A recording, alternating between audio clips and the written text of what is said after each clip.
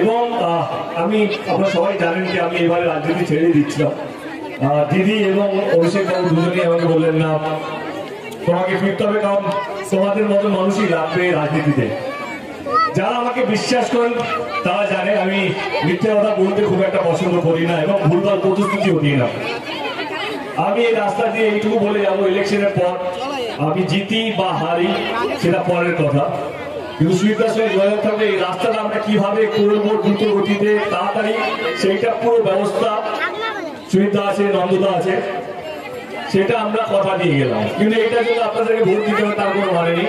আপনাদের যদি মনে হয় আপনার এই ভাইটা, আপনার এই ছেলেটা 10 বছর ধরে সৎভাবে কাজ করেছে, তবেই আপনারা ভোটটা দেবেন।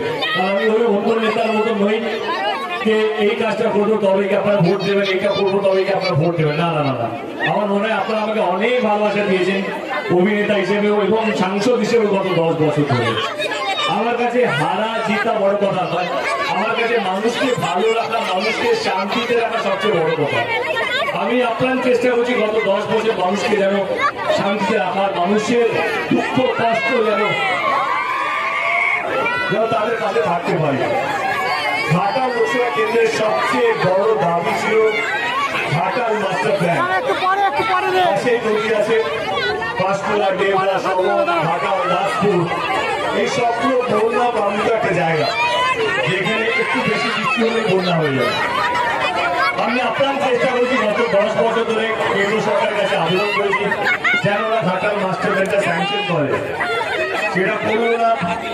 আমার মনে হলো রাজনীতি করে লাভ নেই, আমি আমার জগতে ফেরত চাই। কিন্তু দিদি যখন আমাকে বললেন না তোমাকে রাজনীতি থাকতে হবে, তখন দিদিকে বললাম একটাই শর্ত আছে, যদি রাজ্য সরকার যদি ঘাটাল মাস্টার প্ল্যানটা করে দেয় তবেই কি আমি রাজনীতিতে ফিরবো এবং আমার কিছু মানুষের প্রতি মানুষের আমার প্রতি কিছু বিশ্বাস আছে, তারা চায় তারা যারা দেখ ভুলভাল করা হবে। তিনি সঙ্গে সঙ্গে কথা দিলেন যে ঘাটাল মাস্টার প্ল্যানটা রাজ্য সরকার করবে এবং তিনি আরামবাগে সবাইকে বলেছেন এবং ইতিমধ্যে কাজ শুরু হওয়ার পারমিশন পৌঁছে গেছে ইসির কাছে, ইলেকশন কমিশনের কাছে।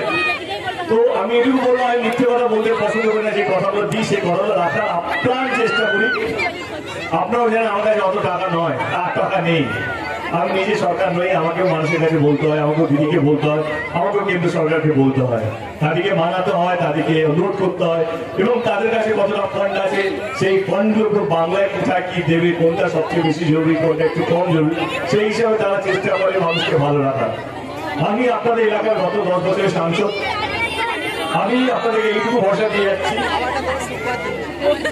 আমি জিতি বা হারি আমার আপ্রাণ চেষ্টা থাকবে এই রাস্তাটা যেন তাড়াতাড়ি কাজটা শুরু হয়। এইখানে এই এলাকার মানুষের যে দুঃখ কষ্টের এই রাস্তাকে নিয়ে যে আক্ষেপটা আছে সেটা যেন মিটে যায়। ভালো থাকবে।